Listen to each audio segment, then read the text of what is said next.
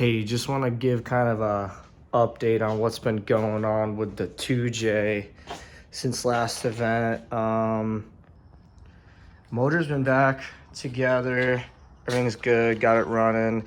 I changed from a JDM head to a USDM head, so I'm waiting for an EGR plug that's sits in the back of the motor, like right here. So I'm waiting for that to get in, but everything runs.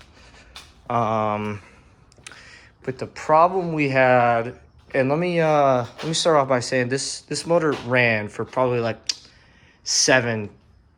I ran it for 7 years. It's probably been together for like 14 years of just straight drift abuse.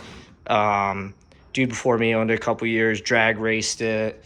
Dude who built it, he drifted it for so many years. I got the oil pump off, kind of see what's been going on.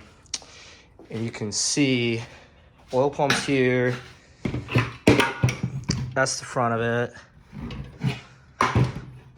Back of it, obviously, poked a hole through there. Everything's just scored all through here. When I opened the pan, that was just chilling there. And these are just this is all oil pump. It just all fell apart. Pickup tube just covered in shavings.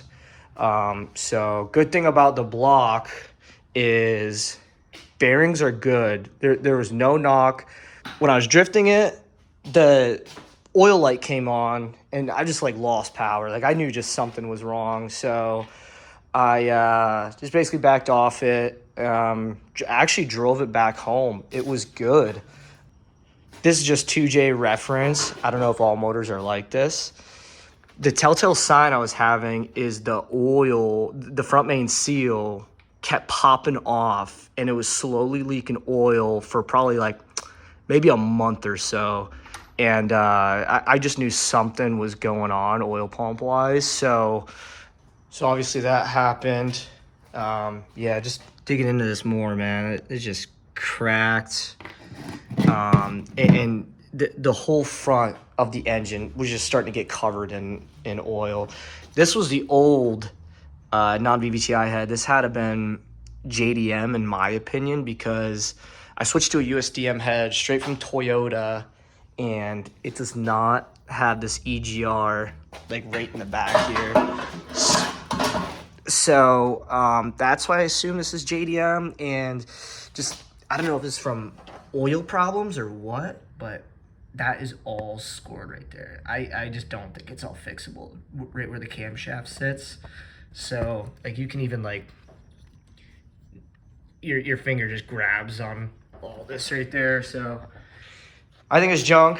I mean, if anyone has any other input, that'd be great. But yeah, but other than that, got a new turbo on there. Yeah, it's CX Racing, but I got the turbo for free basically on a deal I got with a GS300. This is actually a VVTi GTE block. I had to do a couple things to it to make it work. Like oil pressure sensor, I had to put in like a different location with a VVTi. The VVTi used to pump oil up here to basically this solenoid. So I had to do some rerouting, basically put a different fitting in there. I can go more into depth maybe on another video if you guys want. Because that's the non-VVTi block there. That was in this car for, like I said, like 14 years probably. But this was the turbo I was running. It's a BorgWarner 369. Super laggy. I mean, I obviously don't recommend it for drifting. Everyone said the same thing, just how laggy it was. You wouldn't get any boost until like $4,000, and then you just have all of it. So kind of want to experiment with I think it's like a 3582, this turbo, same turbo that's in the Supra right there. So we'll see how it does.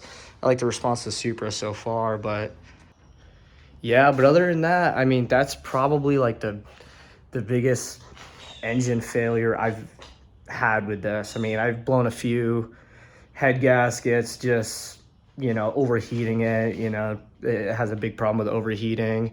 How I kind of solved that issue is I put these small one, like biggest, highest CFM fans I could find. Yeah, I gotta fix the wiring. It's all ghetto right now, but yeah, biggest CFM fans I could find. Mishimoto radiator, which it's been doing well so far. I did have to cut a lot of the core support out. That was pretty in depth to do. I mean, not too bad, but yeah, other than that, I mean, I do have this VVTi head. I had a GS300. I just swapped heads from that other motor I had, which is in that car now. So I'm thinking about getting a non-VVTi head somehow, making a deal, just throw it on that and just be a spare motor. I have another GE, but that's VVTi, weak rods, non-turbo. So I'm just waiting for the oil pump to come in from Toyota. Basically, I'm gonna throw that oil pump on, put the pan on and everything like that. Make sure everything's clean. Like I said, bearings seem to be good.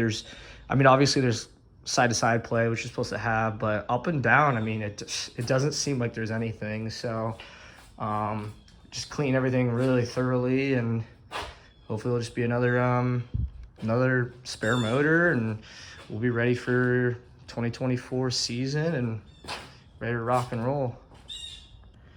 So yeah, I just want to make this quick video and kind of just show you the kind of biggest engine failure I've had. And I don't really consider it an engine failure just because motor's not knocking or anything, but just want to share some insights and catch you guys later.